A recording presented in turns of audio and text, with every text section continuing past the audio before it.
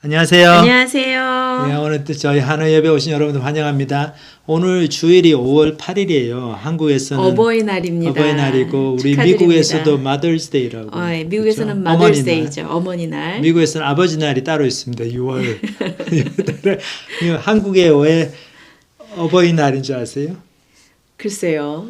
왜 아버지 날이 없는 줄 아세요? 매일매일이 매일매일이 아버지 날이기 날이지. 때문에. 예, 그래서 그런 것 같아요. 그래서 어머니 날이었는데 원래 한국이. 근데, 그래요? 예, 근데 아버지 날을 새로 제정하자니 매일매일이 아버지 날인데 굳이 아버지 날 할 필요 필요가 없다. 없어서. 그래서 어머니 날에 끼어가지고 어버이 날로 바꿨다는 거 아니겠습니까? 예. 뭐 한국 정말인지 정서에 모르겠는데 진짜 잘 맞는 것 같습니다. 맞는 것 같죠. 예. 예. 미국에는 아버지 날이 따로 있죠. 6월. 예.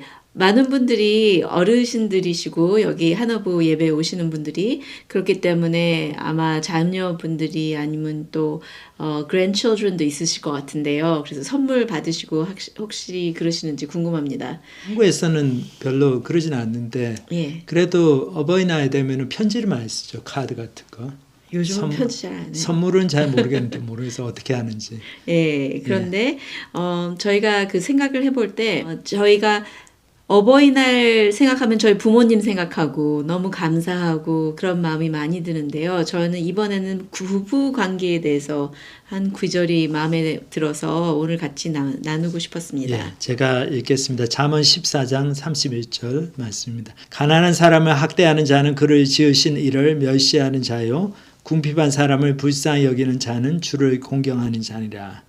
예, 그렇죠? 저희 부부가 같이 생활을 하면서 점점 오래 생활을 하면 할수록 서로를 잘 알게 되잖아요. 그러면서 서로의 약점도 서로의 힘든 부분도 다 잘 알게 되는 게 너무 사실인데요. 그러니까 이게 가난하고 예. 궁핍하던 사람이 꼭 물질적으로만 그런 게 아니고 부부 관계에 있어가지고 서로 야 너 진짜 성격의 가난하다. 결함이 있을 수 있고요. 너 진짜 없다. 능력의 결함이 예, 될 그런 수도 걸 있고요. 많이 예, 그렇게 또 볼 수 있군요. 이 네, 구절을. 그래서 예. 많은 결함을 생각할 때 정말 가난한 사람 취급을 할 수가 있는데 저희가 참 죄인인지라 저는 좀 괜찮은 것 같은데 부자인 것 같은데 만약에 저희 남편이나 저희 아내가 좀 가난하다라고 느끼면 저희가 죄인인지라 이렇게 멸시하고 좀 학대하는 것처럼 이렇게 나올 수가 있는 것 같아요. 멸시 관계에서. 학대가 뭐 때리고 그런 것보다도 이제 표정 그리고 그쵸. 말투. 목소리의 말투 이런 예. 데서 배어나죠. 그래서 예. 좀 좋게 얘기하고 사랑스럽게 인내심 갖고 얘기해도 될 거를 예. 다른 사람들한테는 그렇게 하는데 예. 이제 부부 사이에 남편이라든지 아내한테 이렇게 아주 퉁명스럽게 기분 나쁘게 아니면 굉장히 이렇게 짜증스럽게 얘기하는 예. 그런 것들이죠. 이게 예. 너무나도 부부 관계가 가까운 사이라서 오히려 더 존중하고 더 귀히 여기고 그러기가 참 쉽지가 않은 것 같습니다. 그래서 저희 아버님들, 어머님들 여기 보면은 가난한 사람을 학대하는 자는 그를 지으신 이를 멸시하는 자요라고 여기 있잖아요. 그래서 우리 하나님이 주신 배우자인데 아유 하나님이 너무 귀하게 사랑하시는 하나님의 아들이다, 하나님의 딸이다라고 생각을 하면서 정말 서로 귀하게 여기고 그러는 것이 중요한 것 같습니다. 여기 보면 궁핍한 사람을 불쌍히 여기는 자는 주를 공경하는 자니라라고 나와 있는데 궁핍함을 볼수록 아유 참 불쌍히 여기는 하나님의 마음을 품고 좀 품어주고 이렇게 복돋아주고 싶고 하는 그런 좀 태도를 가지고 서로를 예. 대하면 좋겠습니다. 서로 불쌍히 여기는 그렇죠. 예. 야, 너 참 너도 힘들겠다. 너처럼 사는 게 뭐 이런 예. 좀 약간 좀 냉소적이지만 그래도 서로 아니 정말 농담이 예. 아니라 서로 좀 야, 내가 봐도 힘든데 우리 남편이 저렇게 살려니 얼마나 힘들겠나. 예. 또 뭐 성격이 좀 나빠가지고 막 소리 지르고 그래도 예. 야, 본인도 알지만 그게 잘 안 고쳐지고 그러는데 노력하고 있으니까 내가 또 많이 좀 받아주고 참아주고 그렇게 해야지 하고 서로 불쌍히 여기는 마음 그런 게 그것이 중요한 것 참 같습니다. 중요한 것 같습니다. 이게 예. 또 자식들한테도 그런 것 같아요. 예. 아이들한테도 저희들이 그렇게 해야 되고 부부가 서로 이렇게 공경하고 서로 위하고 서로 이렇게 존중하고 그럴 때 화목한 가정을 이룰 수 있게 되는 것 같습니다. 예, 오늘 본문이 정말 사회 정의에 관한 그런 구절인데 예. 또 이게 또 부부 관계에 있어서도 하나님의 뜻을 저희들이 살펴볼 수 있는 그리고 적용할 수 있는 그런 구절이라고 생각이 듭니다. 여기서 이제 마치고 저희가 오늘 또 찬양 한 곡 듣고 부르고 오늘 창세기 28장 말씀 야곱의 그 여정 가운데서 하나님께서 어떻게 나타나셨는지 그 베델에서의 야곱의 경험 그 사건에 대해서 저희들 같이 말씀 묵상하는 시간을 가지겠습니다.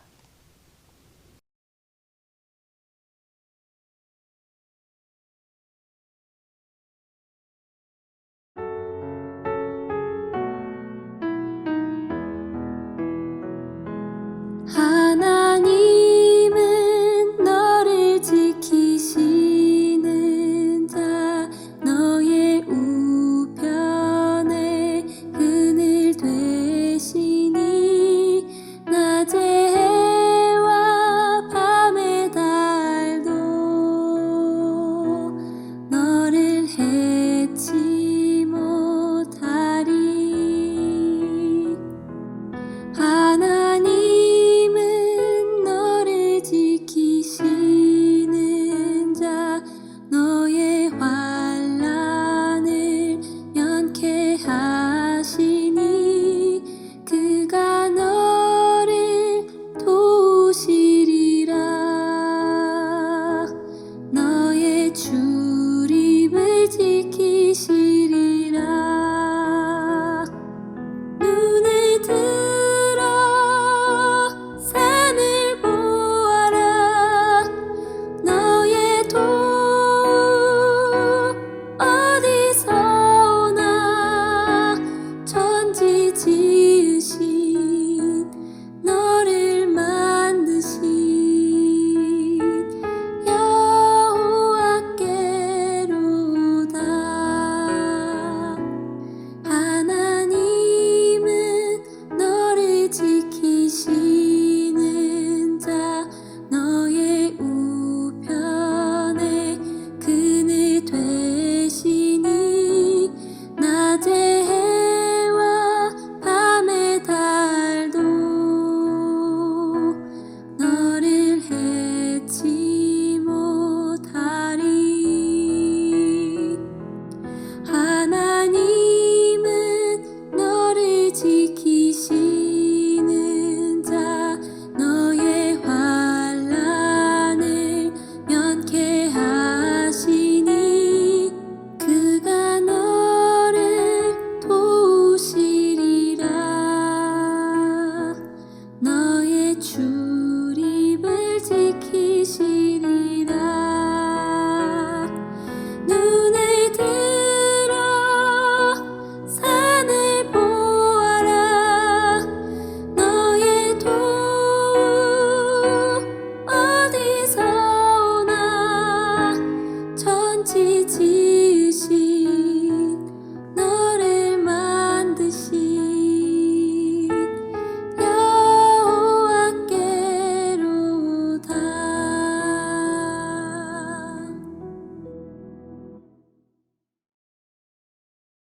오늘 창세기 28장으로 들어가서 에서와 야곱의 그 인생 드라마 또 야곱의 신앙 여정에 대해서 계속해서 살펴보도록 하겠습니다. 지난 2주 동안 우리 영재 형제님과 또 샛별 형제님께서 참 귀한 말씀 전해주셨는데 잠깐 생각해 보면은 두 가지 굉장히 중요한 사건이 있었죠. 첫 번째로 아브라함이 자기 아들 하나님께서 주신 그 약속의 아들 이삭을 위해 가지고 굉장히 나이든 가장 자기가 신뢰하는 종을 자기 고향 땅 하란 땅으로 보내 가지고 거기서 이삭을 위한 결혼 배우자를 고르게 합니다. 그래서 리브가가 오게 되죠. 참 그걸 생각해 보면은 그게 얼마나 불편했겠습니까? 힘들었는데 아브라함이 그렇게 한 것은 그것이 바로 이제 신앙의 선택이었죠. 하나님께서 주신 약속의 아들 이삭만큼은 내가 하나님의 신앙을 갖고 있는 그리고 하나님의 그 약속을 전적으로 신뢰할 수 있는 그런 여자하고 결혼을 시켜야 되겠다. 그래서 예쁘고 뭐 학벌 좋고 가문 좋은 가난한 여자들을 다 제쳐두고 그 고향 땅으로 자기 종을 보내가지고 리브가를 데리고 합니다. 그래서 그 사건을 봤고 지난주에 우리 샛별 형제님께서 또 말씀 전해주셨죠. 리브가 와가지고 에서하고 야곱을 낳게 됩니다. 그래서 그 장면을 저희들이 잠깐 이제 다시 한번 보도록 하겠습니다.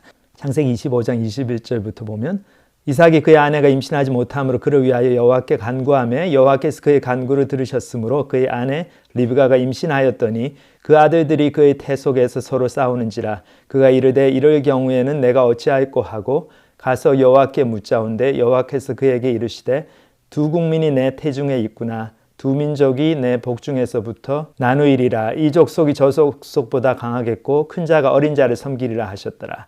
자, 여기 보면은 리브가가 그 임신을 하고 나서 그 아들들 그 쌍둥이가 있는 것 같은데 그 태 속에서부터 싸웁니다.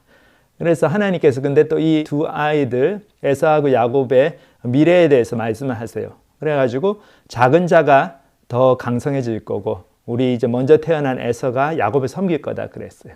근데 이 모습을 보면서 애들이 이 에서하고 야곱이 사실 이렇게까지 하나님께서 굳이 앞으로 이 사람들의 삶이 어떻게 될 거라는 걸 미리 말씀해 주시고 또 에서가 강한 것 같지만 야곱이 결국은 에서보다 더 강해지고 하나님의 복을 받게 되고 에서가 야곱을 섬길 거다.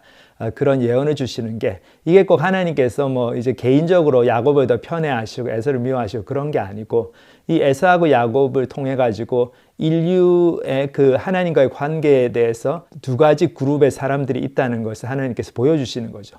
이 인류 역사를 보면 하나님께서 우리들을 구원하시러 예수님을 보내주시고 이렇게 많은 계시들을 주셨는데 그 하나님의 말씀에 대한 반응이 두 부류로 나타난다는 거죠. 하나는 에서 같은 사람이 있습니다. 에서의 부류는 그냥 실용적인 자기 이익을 추구하는 사람들이죠. 그래서 뭐 예수 믿어가지고 뭐가 좋으냐, 예수 믿으면 반 먹이 주냐, 반 먹이 주면 얘가 예수 믿지. 우리 아들 좋은 대학 가게 하고 잘 먹고 잘 살게 위해서 하나님 예수님이 그렇게 해주면은 내가 믿겠다. 그래서 그런 거 없으면은 안 믿고 예수 믿었는데 뭐 잘 되는 일도 없고 인생이 더 힘들어지더라. 그러면 나 예수 믿기 싫다. 이렇게 사는 사람들, 에서와 같은 사람들이죠. 근데 이제 야곱과 같은 사람은 어떻습니까? 뭐 야곱이 문제가 많았지만 사실 도덕적으로도 문제가 많았고 사기꾼 기질이 많았지만은 하나 야곱이 이 에서와 달랐던 점은 하나님의 축복을 바랬죠. 하나님의 축복, 하나님이 복을 주시는 분이다. 그러니까 나는 하나님께로부터 복을 받아야 되겠다. 아무리 이 땅에서 사는 게 힘들고 그러더라도 영적인 복을 받아야 되겠다. 그렇게 생각하고 그것을 쫓아간 사람이었죠. 그래서 이 땅에서 야곱과 같은 사람들도 있습니다. 그래서 하나님의 시선은 어디에 가 있습니까? 하나님의 관심은 야곱 같은 사람들한테 가 있죠. 그래서 사실 야곱같이 사는 사람들이 이 땅에서 별로 성공하지 못하고 힘들어 보이고 그래도 사실은 이 사람들이 더 강한 사람들이고 사실 이 사람들이 정말로 복을 받는 사람들이죠. 그래서 저희들이 이제 에서의 삶을 보면은 지난주에 우리 새뼈 형제님께서 좀 다뤄주셨지만은 사냥꾼으로서 굉장히 아버지의 신망을 받고 아버지 이삭이 사실 에서를 너무 좋아했죠. 왜 그렇습니까? 그 당시 사냥꾼이라고 하면은 요새로 얘기하면 정말 돈 잘 벌고 하는 커링에지 뭐 삼성에 들어가가지고 뭐 기획실에서 일하고 그 정도 되는 거죠. 아니면 미국 같으면 이제 컴퓨터 프로그래머가 된다든지 뭐 데이터 사이언티스트 뭐 이런 거 해가지고 막 대학 졸업하자마자 연봉이 뭐 20만 불이 가까이 벌고 이렇게 되는 사람들. 그게 바로 에서가 사냥꾼이 되어가지고 누리는 많은 그런 각광, 영화 그런 거였습니다. 그래서 아마 이삭도 그걸 좋아했고 이삭이 그것 때문에 또 에서를 많이 이뻐하고 또 에서를 축복하려고 그렇게 했던 것 같습니다. 그래서 에서는 사실 도덕적으로 봐도 야곱처럼 사기꾼 기질도 없었고 사람이 단순하고 뭐 성격도 좋았던 것 같아요. 그러니까 아버지가 좋아했겠죠. 아버지도 잘 모시고 고기 요리도 잘 해가지고 아버지께 드리고 그랬고 성격도 좋고 돈도 잘 벌고 능력도 있고 이런 사람이었으니까 얼마나 인기가 좋았겠습니까? 그런 에서였죠. 근데 그런 에서가 영적으로 볼 때는 어떻습니까? 하나님께 대해서는 관심이 없었죠. 그래서 하나님께서 주시는 그런 축복을 받을 수 있는 명분, 장자의 명분을 그냥 팥죽 한 그릇에 팔아버리죠. 관심이 없었던 거죠. 근데 야곱은 그렇지가 않았죠. 야곱은 사실 보면은 별로 내세울 것도 없고 별로 잘하는 것도 없어가지고 그냥 어머니 옆에서 그냥 부엌 일도 없고 뭐 그당 요즘야 뭐 남자들이 다 부엌 일 해야 되죠. 안 그러면 뭐 결혼을 하겠습니까? 그래서 부엌 일 다 하고 애 보고 다 해야 되지만 옛날에는 좀 틀렸죠. 그렇죠? 옛날에는 남자들이 부엌에서 일하면 어머님들이 싫어하시잖아요. 무슨 남자가 이런 거 하냐. 근데 야곱은 어머니하고 같이 일을 했어요. 이거는 야곱이 사회적으로 볼 때 좀 사회성이 좀 부족하고 아마 또 학교에서 공부도 뭐 그렇게 썩 잘하고 그러지는 않았던 것 같아요. 그러니까 아버지도 좀 못마땅히 했던 것 같아요. 하지만 야곱이 뭐가 틀렸습니까?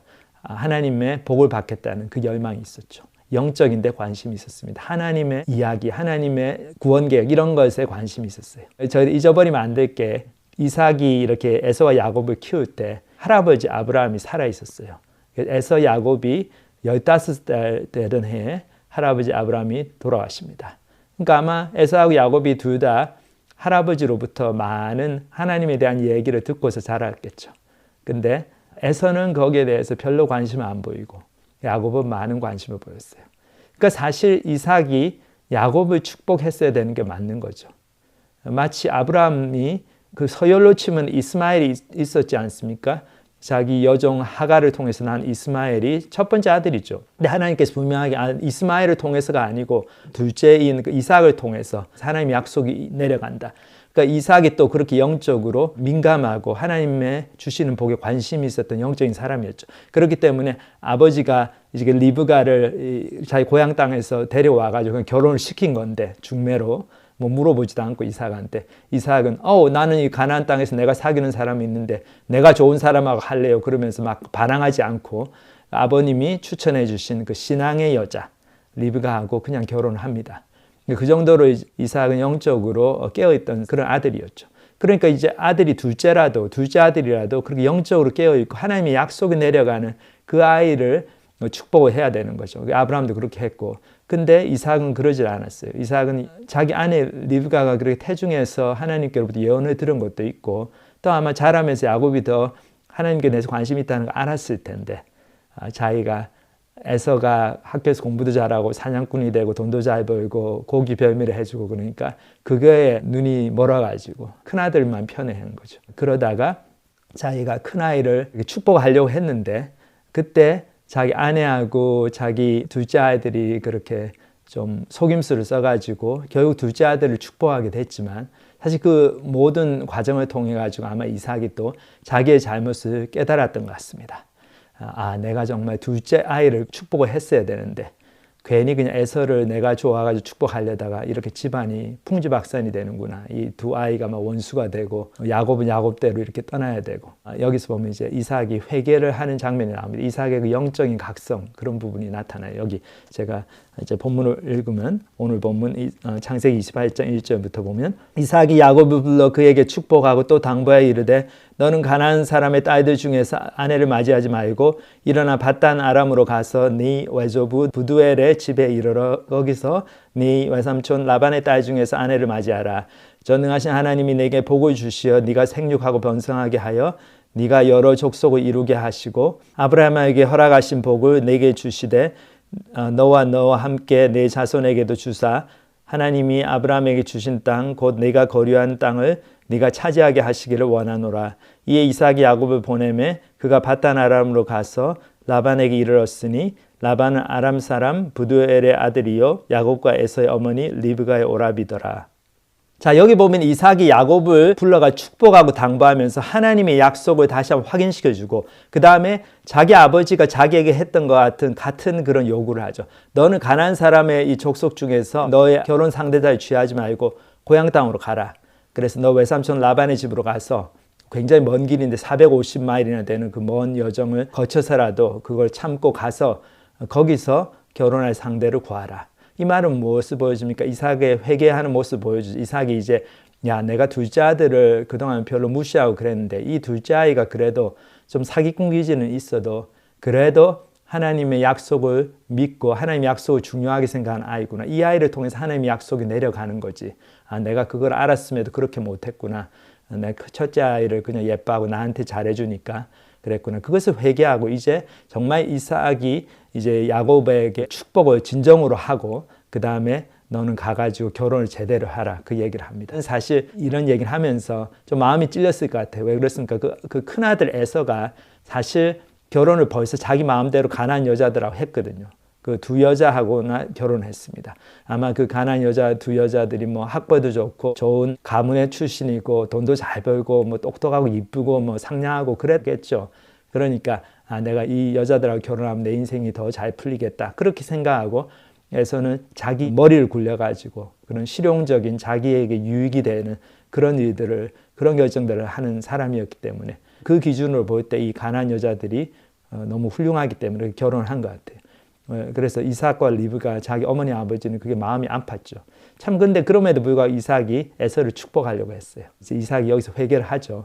그러면서 야곱에게는 너만은 제발 그렇게 하지 말고 고향 땅으로 가가지고 결혼 상대자를 구하라. 이제 그런 말씀을 줍니다. 그러면서 자기가 받았던 또 자기 아버지 아브라함이 받았던 하나님의 약속 그거를 야곱에게 확인을 시켜주죠. 그러면서 야곱을 정말 하나님의 약속의 상속자로 인정을 해줍니다. 이렇게 되니까 에서가 이걸 딱 보고는 좀 마음이 찔렸던 것 같아요. 여기 그 다음 본문을 보면 에서가 본즉 이삭이 야곱에게 축복하고 그를 밧단 아람으로 보내어 거기서 아내를 맞이하게 하였고 또 그에게 축복하고 명하기를 너는 가나안 사람의 딸들 중에서 아내를 맞이하지 말라 하였고 또 야곱이 부모의 명을 따라 밧단 아람으로 갔으며 에서가 또 본즉 가나안 사람의 딸들이 그의 아버지 이삭을 기쁘게 하지 못하는지라 이 에서가 이스마엘에게 가서 그 본처들 외에 아브라함의 아들 이스마엘의 딸이요 느바뇨스의 두 누이인 마할랏을 아내로 맞이하였더라. 자, 여기 보면 어떻습니까? 에서가 이렇게 보면서 자기도 마음이 좀 찔렸죠. 야곱이 그렇게 딱 아버지의 그 결혼을 이렇게 제대로 하라. 너는 이제 고향 땅으로 와서 우리 족속 사람들 중에서 정말 믿음이 있는 하나님을 잘 믿을 것 같은 그런 여자하고 결혼해야 된다. 그 말씀하는 거 보면서 좀 마음이 찔렸겠죠. 그래서 자기도 이렇게 보니까 자기가 결혼한 두 가나안 여자가 자기 어머니 아버지를 기쁘시게 하지 못하고 좀 막 자기 멋대로 하는 걸 보면서 후회도 좀 됐고. 근데 참 재밌어요. 여기 보면 에서가 후회도 되고 제대로 좀 자기도 야곱처럼 흉내를 내보려고 그러는데 한계가 있었습니다. 그러니까 한계가 뭡니까? 자기는 도저히 그 450마일을 여행을 해가지고 고향 땅으로 가가지고 거기서 결혼을 새로 할 그 마음은 없었던 거죠. 그건 너무 힘드니까 너무 불편하니까 그거는 못하겠고 적당히 이렇게 보니까 이스마엘 그러니까 자기의 삼촌이죠. 큰아버지 보니까 이스마엘이 그래도 뭐 아브라함의 아들이잖아요. 그러니까 뭐 혈통이 있고 비록 약속의 아들은 아니었지만 이스마엘의 딸 중에 느바뇨스 누이 마할랏이라는 그 여자가 있었어요. 그래서 그 여자하고 결혼함으로써 그래도 아버지 어머님한테 저도 보세요. 저도 나름대로 노력해가지고 믿음이 있어 보이는 여자하고 결혼했습니다. 그걸 보여주려는 거죠. 근데 에서의 한계가 이렇습니다. 에서는 정말로 하나님의 뜻대로 제대로 살 생각을 못하는 거죠. 그건 너무 엄두가 안 나고 너무 힘들고. 왜 그렇습니까? 그 마음에 진정으로 하나님을 만난 경험이 없고 하나님의 축복을 소중하게 생각하고 그것이 얼마나 중요하고 하나님이 얼마나 크신 분이고 하나님께 복 받는 게 진짜 복 받는 거다. 그런 개념이 없었던 거죠. 그러니까 흉내만 내다가 근데 흉내 내는데 한계가 있죠. 결국 이제 믿음 생활도 흉내를 내는 사람들은 한계가 있어요. 여기서 이제 보듯이 저희들 에서의 한계를 볼 수 있습니다. 자, 그렇게 해서 어쨌든 이제 야곱은 가나안에 있던 자기 부모님 마을 브엘세바를 떠나서 자기 외삼촌이 있는 그 하란 땅으로 가는 긴 여정을 시작합니다. 이게 450마일이니까 뭐 어떻습니까? 한 800km 되겠죠. 그리고 여기 보면 이제 야곱이 혼자 혈혈단신으로 여행을 떠난 것 같아요. 이 여행이 사실 에서 몰래 그냥 야반도주 하듯이 급하게 나갔습니다. 왜냐하면 이삭과 리브가 그 야곱의 어머니 아버지가 자기 큰아들 에서가 야곱을 죽이려고 한다는 걸 알고 있었기 때문에 몰래 이렇게 도망가게 했어요. 그러니까 뭐 짐이나 제대로 쌌겠습니까? 그래서 급하게 혼자서 혈혈단신으로 지금도 혼자 여행하는 게 힘든데 또 위험하고 그러는데 그 당시에는 얼마나 그랬겠습니까? 그러니까 힘들게 여행을 시작하면서 그 마음이 너무나 힘들고 두렵고 불안감에 쌓여있고 그랬겠죠. 야곱이. 근데 여기 보면 야곱이 베델이라는 곳에 이르러가지고 놀라운 경험을 합니다. 저희 본문을 계속 읽겠습니다. 야곱이 브엘세바에서 떠나 하란으로 향하여 가더니 한 곳에 이르러는 해가 진지라 거기서 유숙하려고 그곳에 한 돌을 가져다가 베개로 삼고 거기 누워 자더니 꿈에 본즉 사닥다리가 땅 위에 서 있는데 그 꼭대기가 하늘에 닿았고 또 본즉 하나님의 사자들이 그 위에서 오르락내리락 하고 또 본즉 여호와께서 그 위에 서서 이르시되 나는 여호와니 너의 조부 아브라함의 하나님이요 이삭의 하나님이라 네가 누워있는 땅을 내가 너와 내 자손에게 주리니 내 자손이 땅의 티끌 같이 되어 네가 서쪽과 동쪽과 북쪽과 남쪽으로 퍼져 나갈지며 땅의 모든 족속이 너와 내 자손으로 말미암아 복을 받으리라. 내가 너와 함께 있어 네가 어디로 가든지 너를 지키며 너를 이끌어 이 땅으로 돌아오게 할지라. 내가 네게 허락한 것을 다 이루기까지 너를 떠나지 아니하리라 하신지라. 자, 여기 보면은 어떤 놀라운 경험합니까? 이 브엘세바 떠나가지고 이게 한 3일길쯤 가면은 이 루스라고 하는 곳이 나오는데 거기서 잠을 자게 됐는데 모르겠어요. 이게 첫날 밤일 수도 있고 3일길이지만 뭐 야곱이 너무 놀래가지고 빨리 가려고 그래서 하루 만에 갔을 수도 있겠죠. 그래서 그날 밤에 잠을 자는데 뭐 베개도 없고 그러니까 큰 돌멩이를 갖고 아주 돌베개를 하면서 잠을 잤는데 꿈을 꿉니다. 그 꿈에 이 땅과 하늘 사이에 사닥다리가 연결이 돼 있고 그 긴 사닥다리 위를 천사들이 하나님의 사자들이 올락내리락 하고 있는데 그 사닥다리 끝편에 그 하늘 쪽에 무엇이 보입니까? 하나님 같은 분이 보이는 거죠. 그래서 그분이 서가지고 야곱에게 이렇게 아브라함과 이삭, 자기 할아버지와 자기 아버지에게 주셨던 그 약속을 야곱에게 개인적으로 주시는 그런 장면이 나오죠. 그러니까 하나님께서 여기 보면은 아브라함과 이삭에게 주셨던 그 야곱의 할아버지하고 아버지에게 주셨던 그 약속을 확인시켜 주시며 특별히 자 너가 여행하면서 힘들지 혼자 가니까 하지만은 내가 너와 함께 하겠다. 결코 너를 떠나지 않고 너를 안전하게 돌아오게 하겠다. 이런 약속을 주십니다. 그러니까 야곱이 얼마나 힘이 됐겠습니까? 이게 꿈이었지만 야곱에게는 너무나 은혜가 되죠. 사실 이렇게 야곱의 이 여행길을 생각해 보면은 사실 야곱의 마음이 어땠을까요? 힘들었을 것 같아요. 자기가 하나님께로 복을 받고 싶어가지고 막 그렇게 거짓말까지 해가지고 복음 받았는데 아버지의 축복을 받았는데 그 결과가 뭡니까? 이거는 그냥 밤에 야반도주를 해야 되고 450마일이나 되는 그 먼 길을 혼자서 이렇게 여행을 하는 그런 홈리스 신세가 된 거잖아요. 이제 집도 저도 없고 그냥 삼촌 집에 그냥 주소 받아가지고 가는데 이 삼촌 집이 어딘지도 잘 모르겠고 참 힘들었을 것 같아요. 눈물도 나고. 참 근데 저희들이 하나님을 쫓아가는 길이 이런 것 같습니다. 우리가 하나님의 말씀에 순종해가지고 이렇게 한 걸음 뗄 때 처음에는 이게 굉장히 쉽지가 않고 오히려 더 내 상황이 힘들어지는 것 같고 온 세상이 나를 반대하는 것 같고 뭐 하는 일마다 안 되는 것 같고 그래요. 우리 학생들 중에도 보면은 특히 중국에서 오는 학생들은 참 그런 두려움이 많습니다.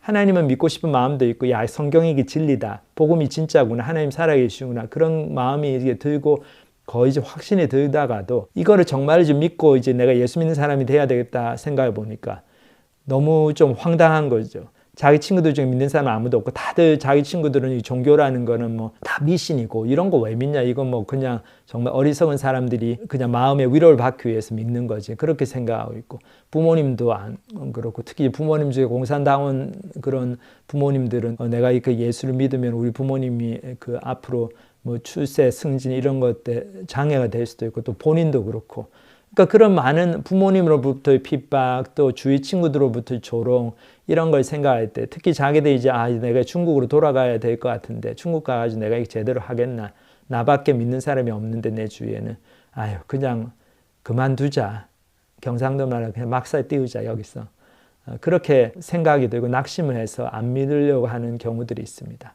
근데 참 그때마다 제가 해주는 얘기가 야 너가 그렇게 생각할 게 아니다. 네가 이제 처음 예수 믿는 사람이 됐으니 너를 통해 가지고 너의 집안이 복을 받고 너를 통해서 너희 친구들이 예수님을 믿게 되고 너희 부모님이 예수님을 믿게 될 수가 있으니 얼마나 그게 복이냐. 그러니까 너는 지금 축복의 근원, 복의 근원으로 하나님의 복을 너희 집안으로 이끌어 드리는 너희 친구들에게로 이끌어 드리는 그런 첫 번째 사람이 되는 거다. 복의 근원인 거다. 그러니까 그거를 믿고 네가 힘들지만은 지금은 힘들지만은 이거를 이겨내야 된다. 참 이게 제가 이런 얘기를 하면서도 마음은 좀 아파요. 이게 쉽지 않다는 걸 너무나 알기 때문에. 하지만 우리 학생들이 정말 그런 믿음의 그 한 스텝을 뛰고 너무 두렵고 어렵고 그러지만은 그 친구들의 조롱, 부모님의 핍박 속에서도 한 걸음 한 걸음 믿음 생활 해나갈 때 참 야곱이 이렇게 돌베개 베고 자는 그런 고생스러운 경험이지만 그 속에서 꿈에 그런 사닥다리를 보면서 하나님의 약속을 확인받는 그런 놀라운 또 경험을 하게 되는 걸 보면서 얼마나 감사한지 모르겠습니다. 참 하나님께서는 세상 말로 미치고 살지 않고 빚을 안 지시는 하나님입니다. 저희가 하나님을 위해서 조금 고생하고 손해보고 믿음의 행보를 떼려고 하다가 삶이 힘들어지고 그 고난을 감당하면 하나님은 결국에는 천배 만배로 갚아주시죠. 이 땅에서 갚아주시지 못하면 천국 가서 너무나 큰 상급으로 갚아주신 우리 하나님, 그런 하나님이라는 걸 기억하면 저희들이 야곱이 했던 것처럼 이런 믿음의 행보를 뗄 수 있습니다. 그래서 우리가 신앙생활을 제대로 할 때 신앙생활을 제대로 한다고 해서 당장 일이 잘 풀리고 뭐 안 되던 사업이 잘 되고 말 안 듣던 애들이 다 회개하고 말 잘 되고 그게 되는 게 아니죠. 신앙생활을 처음 시작할 때 야곱처럼 더 어려움이 오고 그동안은 편하게 그냥 예수 안 믿으면서 안 믿는 사람들하고 잘 어울려 살았는데 이제는 이제 안 믿는 사람들 자꾸 부딪히게 되고 이제는 내가 우리 집안의 종손으로 제사를 지내야 되는데 제사도 안 지난다고 그러니까 우리 막 할아버지 할머니들 뭐 친척분들 삼촌 고모들이 다 너무 막 싫어하고 나를 욕하고 그런 어려움에 처하게 되는 거죠. 하지만 그때 이것이 복의 시작이다. 우리 집안에 정말 하나님의 그 복음이 들어오게 되는 시작, 복의 근원으로서의 삶을 사는 나의 삶의 시작이라는 것을 저희들 기억하고 야곱이 고생한 것도 기억을 하면서 저희들 위로를 받고 그렇게 계속 살아나가면 야곱처럼 저희도 하늘로 가는 사닥다리가 놓이고 거기서 하늘 문이 열리고 하나님께서 개인적으로 저희들에게 이렇게 약속을 주시는 그런 놀라운 축복을 경험하게 됩니다. 자, 그렇게 해서 야곱이 어떻게 됩니까? 야곱의 반응이 여기 보면 야곱이 잠이 깨어 이르되 여호와께서 과연 여기 계시거늘 내가 알지 못하였도다. 이에 두려워하여 이르되 두렵도다 이곳이여 이것은 다름 아닌 하나님의 집이요 이는 하늘의 문이로다 하고 야곱이 아침에 일찍 일어나 베개로 삼았던 돌을 가져다가 기둥으로 세우고 그 위에 기름을 붓고 그곳 이름을 베델이라 하였더라. 이 성의 옛 이름은 루스더라. 자, 여기 보면 야곱이 잠이 깨어가지고 하나님의 임재를 경험했습니다. 여기 정말 하나님 여호와께서 과연 여기 계시거는 내가 알지 못하였도다. 너무 놀라고 기뻤어요. 그리고 두려웠습니다. 근데 야곱의 삶에서 하나님의 임재가 없었던 게 아니죠. 그전에도 계속 있었는데 야곱이 정말 이렇게 처음으로 힘들었지만 하나님의 약속을 믿고 순종하고 나갈 때 그때 하나님의 임재를 굉장히 개인적으로 강렬하게 경험하게 됩니다. 우리도 우리 신앙생활에서 하나님의 임재를 경험하려면 하나님의 말씀에 순종하고 나가야 돼요. 우리 안 믿는 학생들한테 그렇게 얘기합니다.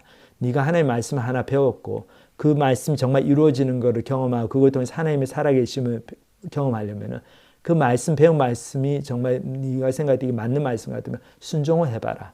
하나님 기도하라고 하셨는데 기도 한번 해봐라. 그러면 하나님께서 응답해 주시는 걸 경험한다. 하나님의 임재, 하나님의 살아계심, 너의 삶 속에서 하나님이 역사하시는 걸 경험한다. 한번 해봐라. 정말 그렇게 얘기를 해주거나 하는데 이 야곱이 그런 거죠. 정말 돌베개 베고 자고 바단 아람으로 외삼촌 집으로 어려운 여행, 몇 달이 걸린 여행을 그렇게 아버지 어머님의 말씀에 순종해가지고 정말 믿음의 배우자를 찾기 위해서 그렇게 여정을 시작했을 때 하나님께서 당신의 임재를 분명하게 보여주셨습니다. 하나님은 우리 가운데 일을 하십니다. 우리 속에서 늘 하나님의 구원 계획 이루어 가시는데 우리가 에서처럼 다른 것에 관심이 있고 돈 많이 벌고 좋은 직장 잡고 좋은 학교 가고 예쁘고 능력 있는 배우자 잘생기고 잘난 남편하고 결혼하려고 그러고 그런 거에만 관심이 다 가 있으면 그게 안 보이는 거죠. 근데 야곱처럼 저희들 순종을 하면 그게 보이기 시작합니다. 그걸 보게 될 때 첫 번째 야곱의 반응이 어땠습니까? 여기 보면 두려워했다고 그러죠. 이에 두려워하여 이르되 두렵도다 이곳이여 이것은 다름 아닌 하나님의 집이요 이는 하늘의 문이로다 하고 그랬어요. 이 두려움은 좋은 두려움입니다. 저희들이 하나님의 임재를 경험할 때 첫 번째 반응은 당연히 두려워해야죠. 하나님은 신이시고 전지전능하신 그 하나님을 내가 이렇게 그 하나님의 손길을 느끼게 되는데 어찌 두렵지 않겠습니까? 근데 그 두려움은 뭐 하나님의 심판이 무서워가 벌벌 떠는 두려움이 아니고 그 두려움은 저희들 하여금 예배로 인도를 하죠. 하나님께 영광 돌리고 하나님을 찬양하게 됩니다. 와, 이렇게 대단하신 great and awesome God, 그런 위대하신 하나님이 나를 보고 계시고 나를 도와주시고 나와 함께 하시구나. 그런 약속을 주시는구나. 그거에 너무 감사하니까 야곱도 이렇게 자기가 배웠던 그 돌베개를 제단으로 삼아가지고 하나님께 예배를 드립니다. 그러면서 그곳 이름을 베델이라고 하죠. 하나님의 집 이런 뜻입니다. 여기에 하나님이 계셨는데 내가 몰랐구나. 그러면서 영어로 이제 보라 이런 단어가 많이 나와요. 보라, behold 이런 얘기죠. 내가 보지 못한 걸 보기 시작합니다. 이 신앙의 눈이 열리는 거죠. 자, 그러면서 야곱이 어떤 얘기를 합니까? 야곱이 서원을 하죠. 여기 보면 야곱이 서원하여 이르되 하나님이 나와 함께 계셔서 내가 가는 이 길에서 나를 지키시고 먹을 떡과 입을 옷을 주시어 내가 평안히 아버지 집으로 돌아가게 하시오면 여호와께서 나의 하나님이 되실 것이요 내가 기둥으로 세운 이 돌이 하나님의 집이 될 것이요 하나님께서 내게 주신 모든 것에서 10분의 1을 내가 반드시 하나님께 드리겠나이다 하였더라. 자, 여기 보면 야곱이 서원을 합니다. 서원이 뭡니까? 저희가 하나님께 하는 약속이죠. 하나님께서 저희들에게 약속을 주셨는데 저희도 그거에 반응을 해가지고 하나님께 약속을 드립니다. 이것이 바로 이제 하나님과 인격적인 관계의 표시죠. 어떤 사람들은 하나님께 그냥 받기만 원해요. 하나님 이거 해주세요, 저거 해주세요. 근데 내가 하나님을 위해서 무엇을 해드릴까? 그런 거는 생각을 하지 않습니다.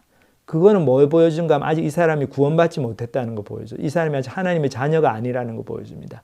아니면 이 사람이 뭐 믿음이 있는 사람이라도 너무나 미성숙하다는 거 보여주죠. 자녀가 성장을 하면 어떻습니까? 이제는 부모님의 말씀에 좀 감사하면서 조그마한 꼬마아이도 이렇게 마더스데이 되고 어버이달 되면은 뭐 선생님이 시켰어도 뭐라도 하나 쓰잖아요. 카드에다 어머니 아버지 감사합니다. 저를 이렇게 먹여주시고 입혀주시고 사랑해 주셔서.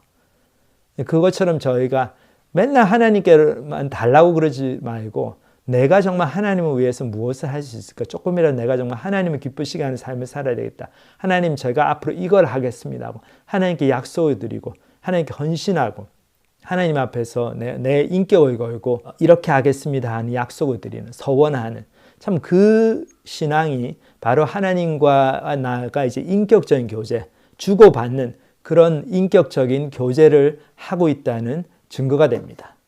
그래서 야곱이 정말 처음으로 이렇게 하나님께 서원한 거죠. 그전에는 그 하나님의 복만 받으려고 막 요 모양 저 모양으로 사기도 치고 그랬는데 이제는 점점 이제 하나님에 대해서 자기가 하나님을 알게 되면서 하나님께 반응을 보이고 하나님께 자기가 무엇을 드리려고 합니다. 그래서 여기 야곱의 서원 중에 뭡니까? 하나님께서 저를 살려주셔가지고 제가 저희 외삼촌 집에 갔다가 나중에 고향으로 제대로 돌아오게 되면은 하나님 제가 하나님께 11조를 드리겠습니다. 10분의 1을 드리겠다. 이 10분의 1을 드린다는 것은 바로 하나님을 왕으로 삼겠다. 그런 신앙 고백입니다. 그 당시에 여러 이제 왕국들이 있었는데 그 왕들이 주로 이제 백성들에게 그 소득의 10분의 1을 세금으로 바치게 했어요. 그래서 10분의 1을 누구한테 정기적으로 드린다는 것은 그분이 나의 왕이다. 그것을 상징하는 건데 여기 보면 이제 야곱이 하나님을 자신의 삶의 주인으로 자신의 삶의 왕으로 모시는 그런 신앙 고백을 하는 이제 모습으로 볼 수 있습니다. 자, 이렇게 돼서 이 베델에서의 경험을 통해 가지고 그동안 말로만 들었던 자기 할아버지 아브라함의 하나님, 자기 아버지 이삭의 하나님을 자기의 이제 개인적인 하나님으로 모시는 장면이 나오죠. 이게 어떻게 생각하면 이게 야곱의 진정한 이제 회심, 정말로 크리스찬이 되는 하나님의 사람으로 변화되는 그 장면을 저희들이 볼 수 있습니다. 그런데 이제 회심 과정을 저희들이 보면은 여러 가지 그런 중요한 요소들을 보게 돼요. 어떤 사람이 정말로 하나님을 믿게 되는 그 과정을 보면은 이 야곱과 같은 그런 패턴을 보입니다. 첫 번째로 저희들이 하나님을 좀 소망해야 되죠. 성경부에 나와서 정말 이게 하나님 진짜 계신가? 성경이 참 재미있네. 그러면서 하나님께 대해서 관심을 가져야 됩니다. 그래서 내가 하나님이 정말 살아계시다면 그 하나님을 만나고 싶다. 그런 소망을 가지고 그런 하나님께 대한 관심을 가지고 하나님의 복을 바라는 그 마음으로 하나님께 점점 나아가고 그게 있어야 되고. 근데 두 번째로는 어떻습니까? 우리 죄를 회개해야 되기 때문에 좀 험블링 익스피리언스가 필요하죠. 우리 속에서 어떤 어려움이 있다든지 아니면 어떤 내가 내 삶을 돌이켜보면서 내가 이렇게 죄인이구나. 이래서 예수님께서 나를 위해서 죽으셔야 되겠구나 하는 자기의 죄인됨을 깨닫고 겸손해지는 그런 겸손해지는 경험이 있어야 돼요. 야곱 같은 경우는 그것을 어떻게 경험했습니까? 자기하고 어머니가 작당해가지고 아버지를 속여가면서 축복을 받으려고 하다가 축복은 받았지만 이렇게 먼 길을 떠나야 되고 힘든 상황에 들어가고 그래서 돌베개를 베고서 혈혈단신으로 그 밤에 무서운데 그렇게 자야 되는 그런 신세가 되면서 하나님을 찾게 됐겠죠. 하나님의 임재를 아마 간절히 기도했을 것 같아요. 그런 험블링 익스피리언스, 겸손해지는 내가 내 꾀대로 살아서는 안 되구나. 하나님의 주권을 인정하고 그 하나님 앞에 겸손히 엎드려야 되겠구나. 나의 죄인됨을 깨닫고 하나님께 그 모든 것을 내어놓고 하나님의 은혜를 받는 그 경험이 있어야 됩니다. 그때 하나님께서 말씀해 주신 걸 경험하죠. 근데 이 말씀은 그냥 지식적으로 들어오는 성경 공부 그냥 참석해가지고 배우는 그런 정도의 말씀이 아니고 진짜 하나님께서 나한테 개인적으로 정말 나한테 주시는 말씀이구나. 그런 하나님의 약속의 말씀이 개인적으로 확 다가오는 걸 경험합니다. 그렇게 됐을 때 우리가 하나님 앞에서 이제 정말 헌신하고자 하는 마음이 들고 반응을 보이자. 하나님, 예수님 이제 나는 예수님을 나의 주님으로 내 인생의 주님으로 내 삶의 구주를 영접합니다. 그런 신앙 고백을 하게 되죠. 그동안은 교회 다니면서 하나님께로부터 그냥 받기만 원했는데 이제는 정말 내 삶의 주인이 예수님이라는 걸 깨닫고 그리고 그 하나님의 엄청난 사랑, 십자가에서 나타나는 사랑을 깨닫고는 야, 이제 나도 하나님을 위해서 좀 뭔가 해드리고 싶다. 여호와께서 주신 은혜를 내가 어떻게 보답할고, 그 시편 기자가 그렇게 얘기한 것처럼 그게 나의 삶의 동력이 되어가지고 이제는 정말 하나님을 기쁘시게 하는 삶을 살고자 하는 그 동기로 저희들이 인생을 살게 됩니다. 그 변화가 생기는 거죠. 야곱의 그 베델에서 회심하는 사건을 보면서 저희도 야, 내 삶 속에서 이런 회심이 있었나. 정말 이게 없었다면은 저희들이 오늘이라도 내 신앙을 정말 하나님 앞에서 다 점검하면서 아, 하나님 내가 교회는 오래 다녔는데 뭐 몇십 년을 다녔는데 뭐 주일학교 반사도 하고 그랬는데 아이들한테 성경도 가르치고 그랬는데 제 생각해 보니까 저는 제 삶에 정말 야곱이 이렇게 경험했다. 베델의 그 경험이 없었습니다.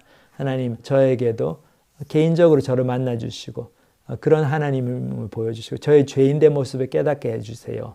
그렇게 기도하는 저희들이 됐으면 참 좋겠습니다. 그리고 이제 마지막으로 여기서 보면 야곱이 보게 된 그 환상이 그 사닥다리가 놓여지고 하늘과 땅 연결되는 그게 참 의미가 있어요. 그걸 이제 예수님도 나중에 그 부분을 인용을 하셨습니다. 근데 여기 보면 사닥다리가 놓여져서 천사들이 왔다 갔다 한다는 거는 무엇을 보여줍니까?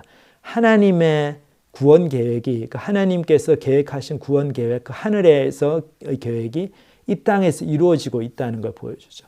그러니까 하나님께서 당신의 구원 계획을 이렇게 이루어 가시면서 우리의 삶에 하나님의 백성들의 순종을 통해 가지고 깊이 관여하고 계시다. 그걸 보여줍니다. 그러니까 하나님은 하늘에서 당신 일을 하시고 우리는 우리끼리 여기 살고 그게 아니고 그리고 주일날 한 번 가가지고 하나님께 예배드리면 하나님 됐다. 그래 어디 있냐 헌금은 뭐 그렇게 얘기하시는 게 아니고 하늘과 땅이 연결이 된다는 거죠. 근데 그 연결은 어떻게 해서 일어납니까? 하나님은 우리에게 하나님의 사자를 보내주시고 그분들을 통해서 저희들에게 말씀을 주시고 우리는 또 거기에 반응을 보이는 거죠. 그래서 야곱이 그 환상을 봤다는 건 뭡니까? 야곱이 그렇게 하나님의 말씀에 순종해가지고 베델까지 왔기 때문에 자기 외삼촌 집 그 하란 땅으로 가는 길에 베델 그 땅에 왔기 때문에 하나님께서 그 환상을 보여주셨습니다. 다시 말해서 하늘과 땅을 잇는 사닥다리, 하나님이 우리 인간의 역사에 우리의 삶에 개입하시는 그러면서 역사를 이루어 가시는 것은 우리 하나님의 사람들의 순종을 통해서 이루어진다는 거죠. 우리가 하나님이 아무리 개입하시려고 해도 순종하지 않고 내가 그냥 에서처럼 살면은 내 삶에서는 하나님의 역사가 일어나지 않는 것처럼 보입니다. 실제로 일어나지 않아요. 그냥 나는 그냥 내 마음대로 상식적인 삶에서 열심히 일하면 뭐 그냥 출세하고 공부 열심히 해야 다 올해이 받고 좋은 직장 잡고 호의호식하면서 유명해지고 그렇게 살 수 있습니다. 그렇게 사는 데는 하나님의 특별한 은혜가 필요 없어요. 하나님의 자연 은총이면 충분하죠. 콩 심은 데 콩 나고 팥 심은 데 팥 나듯이 그렇게 사는 거죠. 열심히 했으니까 성공하고. 근데 거기에 하나님의 특별한 임재는 없습니다. 그렇기 때문에 저희들이 이걸 생각할 때 정말 이렇게 해가지고 하나님께서 내 삶에 나의 순종을 통해 가지고 역사하시는구나. 얼마나 우리가 순종이 중요하고 하나님 말씀을 주실 때 반응 보이는 게 중요한가. 그걸 알 수 있어요. 그리고 예수님께서 당신이 친히 이 야곱의 환상을 얘기를 하시면서 당신이 그 사닥다리다.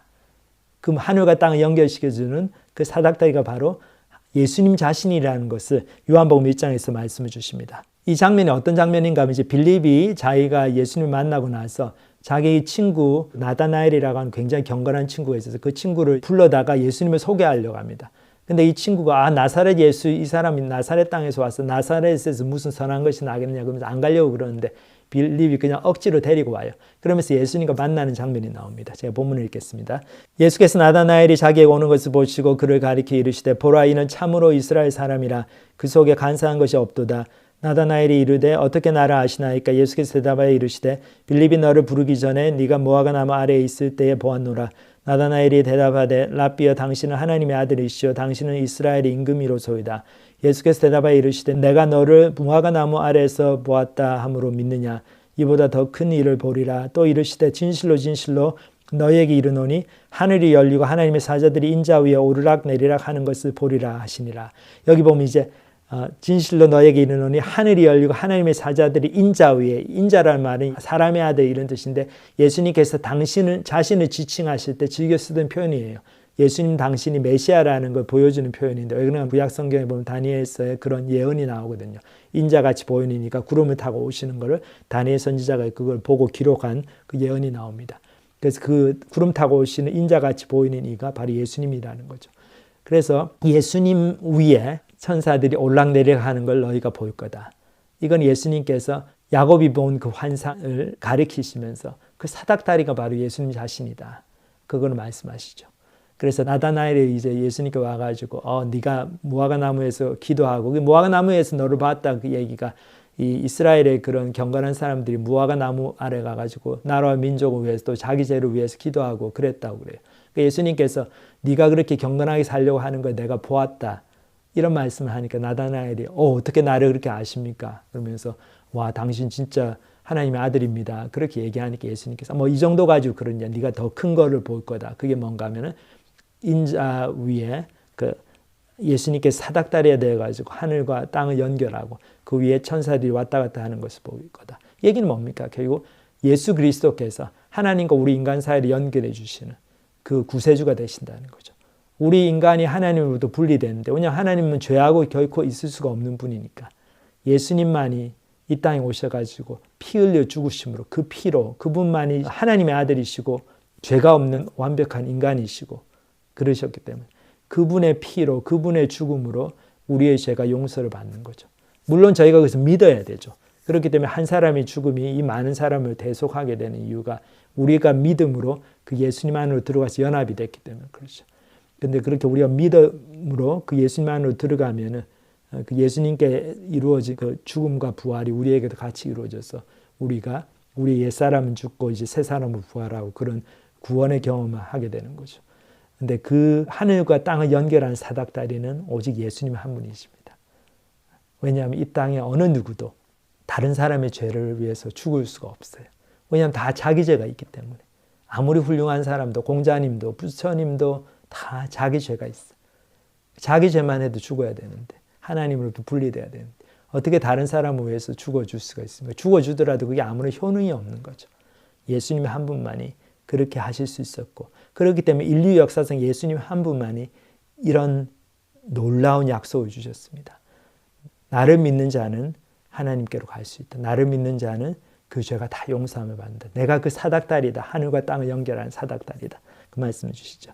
여기 보면 요한복음 14장 6절에 예수께서 이르시되 내가 곧 길이요 진리요 생명이니 나로 말미암지 않고는 아버지께로 올 자가 없느니라. 예수님이 길이 되시고 진리 되시고 생명이 되십니다. 그래서 오직 예수님을 통해서 저희들이 하나님께로 갈 수 있는 거죠. 그러니까 기독교가 배타적이라 가지고 예수 믿어야 구원받는다 그게 아니고 세상에 어떤 다른 종교를 살펴봐도 그런 약속을 주시는 종교가 없어요. 그런 분이 없었어요. 이 땅에. 다른 모든 훌륭한 분들이 어느 누가 그렇게 너희가 나를 믿으면 내 죽음 나의 피를 십자가에 흘린 나의 피를 믿으면 너희 죄가 용서함을 받고 하나님께로 연결될 수 있다. 하나님과의 관계가 회복될 수 있다. 그 약속을 주신 분이 오직 예수님 한 분밖에 없기 때문에 오직 예수 그 얘기를 하는 거죠. 예수님을 통해서만이 저희들이 구원을 받는다. 참 이 복음을 다 개인적으로 받아들이고 참 야곱이 베델에서 경험했던 것처럼 정말 하나님의 약속이 내 삶에서 이루어지고 그리고 내가 그게 감사해가지고 하나님께 정말 순종하고 어렵고 힘들지만 참 겁이 나고 그러지만 그래도 순종하는 삶을 살아드리는 저희 모두가 되기를 간절히 기도합니다. 같이 기도하시겠습니다. 하나님 아버지 감사합니다. 저희들이 오늘 또 야곱의 그 베델 사건을 통해 그 경험을 통해서 참으로 하나님을 믿는다는 것이 무엇이고 정말 하나님의 임재를 경험한다는 것이 무엇인지 가르쳐주시면 감사합니다. 저희 모두 교회를 오래 다녔든 아니면 지금 이제 믿음을 막 가지려고 공부하고 있는 분들이든 정말 저희들이 하나님의 말씀에 순종하고 그 믿음의 걸음을 띄고 있는가. 그래서 야곱이 경험한 것처럼 힘들고 어려운 여행 속에서 너무나 겁이 나고 안타깝고 외롭고 슬프고 그런 현실 속에서도 정말 하나님의 놀라운 임재를 경험하고 하늘과 땅이 연결되는 놀라운